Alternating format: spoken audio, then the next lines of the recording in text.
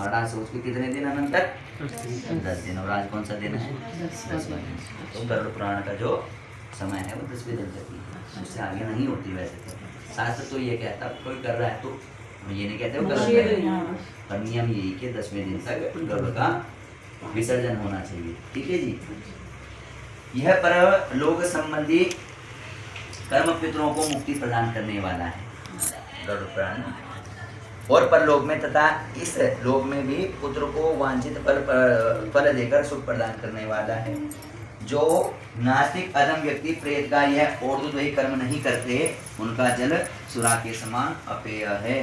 जो अपने माता पिता के निमित्त ये ऊर्ध्वदेही क्रिया नहीं करते थे, उनका जो जल भी है ना वो सुरा अर्थात मदिरा के समान इन्हें योग्य होता है, इसमें कोई संशय नहीं। देवता और पितृगण उनके घर की ओर कभी नहीं देखते, अर्थात दोनों की ही कृपा दृष्टि उन पर नहीं रहती। कौन दोनों?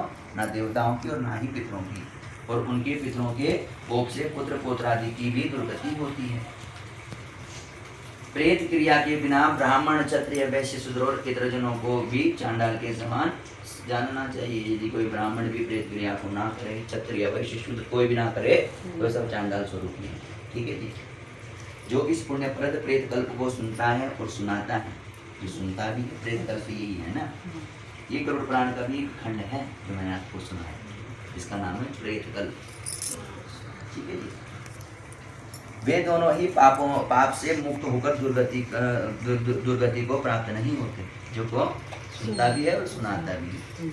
माता और पिता के मरण में जो पुत्र गरुड़ पुराण सुनता है, उसके माता पिता की मुक्ति हो जाती है। ठीक है जी। क्या कह रहे हैं कि माता और पिता के मरण में जो पुत्र या पुत्री गरुड़ पुराण सुनता है, उसके माता पिता की मुक्ति हो जाती है और पुत्रों को संतति की प्राप्ति होती है। जिस पुत्र ने माता पिता की मृत्यु के होने पर अनंतर गरुड़ पुराण का श्रवण नहीं किया, गया श्राद्ध नहीं किया, वृक्षोत्सर्ग नहीं किया, मासिक तथा वार्षिक श्राद्ध नहीं किया, वह कैसे पुत्र कहा जा सकता है?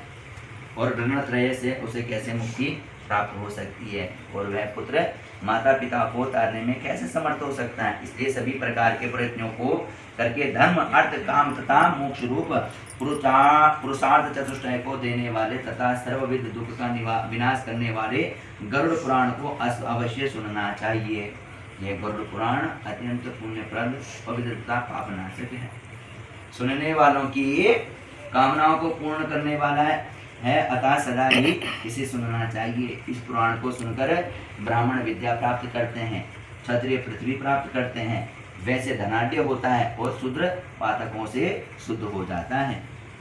इस पुराण को सुनकर सुनाने वाले आचार्य पूर्वोक्त संध्यादान आदि संपूर्ण दान देने चाहिए, अन्यथा इसका श्रवण फलदायक नहीं होता।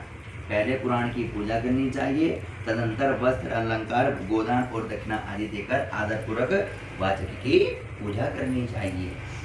प्रचुर पुण्य फल की प्राप्ति के लिए प्रभुत अन्न स्वर्ण और विविध दान के द्वारा श्रद्धा भक्ति पूर्वक वाचक की पूजा करनी चाहिए। वाचक की पूजा ही मेरी पूजा हो जाती है, इसमें संशय नहीं है, ऐसा नारायण भगवान कह रहे हैं। वाचक के संतुष्ट होने पर मैं भी संतुष्ट हो जाता हूँ। ठीक है, इसमें भी कोई संशय नहीं है। बोलिए गरुड़ भगवान की जय, बोलिए नारायण भगवान की जय। एक भजन के माध्यम से उस पुण्य आत्मा को हम श्रद्धांजलि अर्पित करेंगे। ठीक है, फिर आज की कथा का विसर्जन करेंगे। श्री कृष्ण गोविंद हरे मुरारी, हे नाथ नारायण वासुदेवा। श्री कृष्ण गोविंद हरे मुरारी, हे नाथ नारायण वासुदेवा। हे नाथ नारायण वासुदेवा। श्रीनाथ नारायण वासुदेवा। श्री कृष्ण गोविंद हरे मुरारी, हे नाथ नारायण वासुदेवा।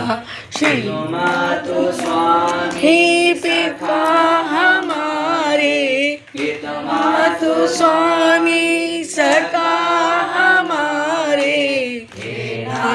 नारायण वासुदेवा हे नाथ नारायण वासुदेवा श्री कृष्ण गोविंद हरे मुरारी हे नाथ नारायण वासुदेवा गोविंद मेरी यही प्रार्थना है, गोविंद मेरी यही प्रार्थना है कि भूलूं कभी ना मैं नाम तुम्हारा, भूलूं कभी ना हम तुम्हारा जिस काम हो कर दिन रात गाऊं, जिस काम हो कर दिन रात गाऊं, गोविंद दामोदर माधवेति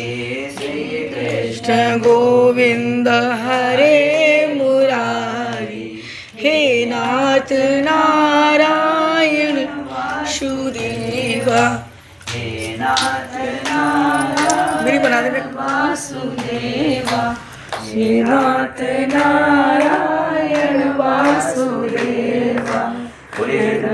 लाल की जय।